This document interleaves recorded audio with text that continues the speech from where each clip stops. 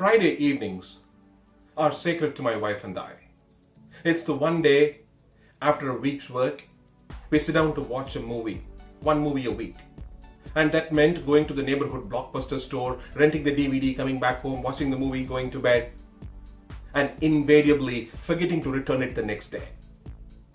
So by the time we return it, what should have costed us $4 now ends up costing us $12 or maybe $16 even. The very reason why Reed Hastings, after having been charged $40 in late fee after returning Apollo 13, goes on to found Netflix, a company which is the industry leader in its category. The same story with Kodak, a company that was known for its photography paper. Every photograph that was ever taken was printed on Kodak's paper. Every vacation that we went on usually meant buying at least one use and throw camera from Kodak.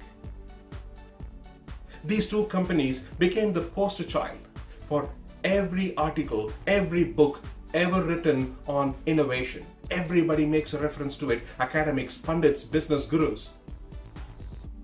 The question is this: these companies were run by smart people, smart executives. These companies were darlings of Wall Street. Why then would they plan to fail? I'm sure these people were as smart as any executive that you know today.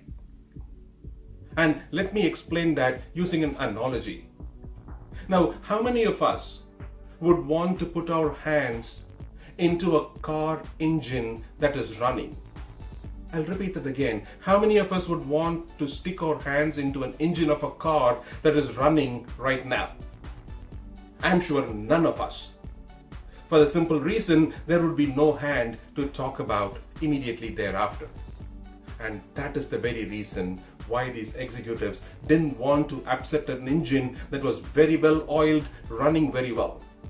They had everything going on for them. Customers were happy, shareholders were happy, employees were happy, Wall Street was mightily happy. So they didn't want to upset an engine that was running perfectly well. Except that they were so focused on the present that they forgot to see what was in store in the future. They continued to innovate, they continued to build features, bells and whistles into the current product set, current product lines. They forgot to see what was coming in the future. And that is typical of most companies in today's marketplace. We are so focused on the present that we fail to look at the future. We are so focused on sustaining, we forget to disrupt ourselves for the future. So sustaining is key. Sustaining is important. Without sustaining, we are not going to be able to pay the salaries, get the fat bonuses, keep the shareholders happy. But then that is also going to give us the funds, the resources to do disruption.